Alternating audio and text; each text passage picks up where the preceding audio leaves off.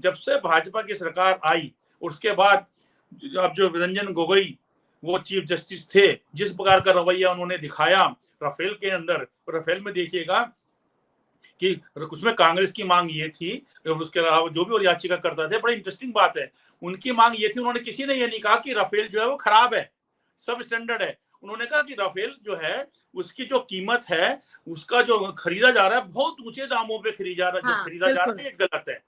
और गोगोई साहब किस बात की सुनवाई कर रहे थे कि गोगोई साहब इस चीज पे सुनवाई कर रहे थे कि नहीं साहब ये जो है आप हैं इसको सब स्टैंडर्ड बता रहे हैं।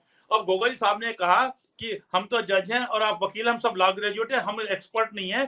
तो उन्होंने नौसेना के वायुसेना के 3 बड़े अधिकारियों को बोला कि आप उनको कोर्ट में बुलाइएगा। नेचुरल है, वो आए यूनिफॉर्म पहन के, उनसे पूछते हैं कि आप ये बताइए कि सरकार का जो फैसला उचित है कि नहीं, क्या इसमें खामी है कोई, ये इसकी तकनीकी बिल्कुल ठीक है कि नहीं।